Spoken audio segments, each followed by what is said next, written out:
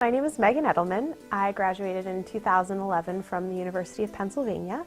My major was English with a focus on Renaissance studies, and my minor was theater arts, and I'm originally from Philadelphia, Pennsylvania. I will be portraying Susan B. Anthony as part of the Upstairs Downstairs program at the Ebenezer Maxwell Mansion in Germantown.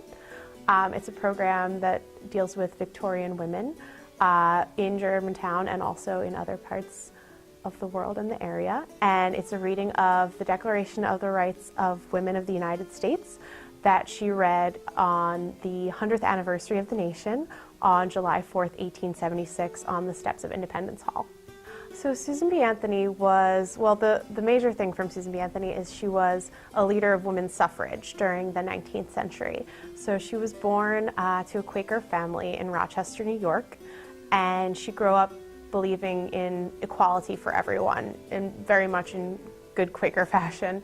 And after attending some rallies and seeing kind of the injustice in the gender inequality in the world, she decided to devote her life to what she called the cause, which was getting women's suffrage to become a real thing in this world. So that basically started in the 1840s when she was in her 30s, and until she died in 1906, she dedicated her life, her time, her money, her friends' lives, anything she could to what she called the cause. The best part of playing Susan B. Anthony is really, it's just so many things, because she's such a wonderful woman who believed so strongly in equality, and she had such an honest, dedicated platform, and she wasn't just doing it for herself, she was doing it for all women in this country and for all times. And she knew that she would not see the vote in her day toward the end of her life, but she was going to persevere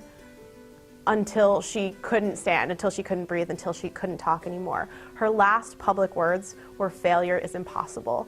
And to play her and portray her giving one of her most famous speeches is truly an honor, because I am one of the daughters of Susan B. Anthony, and her legacy still lives on, and to be able to project that is something that I've never had before, and I can't wait to do and continue, because she preaches such a strong message, and I'd like to be a part of that message through the centuries as well. So I'm going to tell you a little bit about this red shawl. So Susan B. Anthony, over her decades and decades of work toward women's suffrage, gave many, many speeches, traveled the country, even traveled internationally, and she became a very recognized symbol of women's suffrage, as did this red shawl that she wore. In fact, in one convention in 1898, she decided she was going to wear a white shawl in its stead, and so she got to the location of the convention, and she received a note from one of the reporters that said, "No red shawl, no report." So she sent back to her hotel to get the red shawl to replace the white one. And when she put the red shawl on, the entire audience clapped, because they knew she was going to get up there and do her thing. And it's just a true symbol of her passion, I think, hence the red shawl. A reenactment of the Declaration of Rights of the Women of the United States, as recited by Susan B. Anthony on the steps of Independence Hall, July 4th, 1876. While the nation is buoyant with patriotism, and all hearts are attuned to praise, it is with sorrow we come to strike the one discordant note on this 100th anniversary of the nation's birth. When subjects of kings, emperors, and czars from the old world join in our national jubilee, shall the women of the Republic refuse to lay their hands in benediction on the nation's head?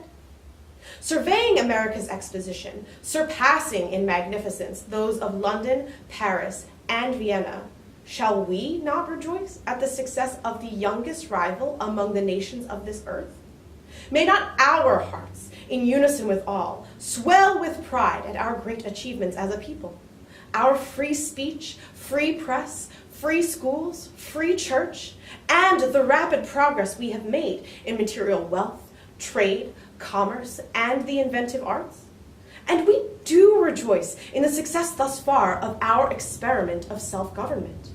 Our faith is firm and unwavering in the broad principles of human rights proclaimed in 1776, not only as abstract truths, but as the cornerstones of a republic. Yet, We cannot forget, even in this glad hour, that while all men of every race and clime and condition have been invested with the full rights of citizenship under our hospitable flag, all women still suffer the degradation of disfranchisement.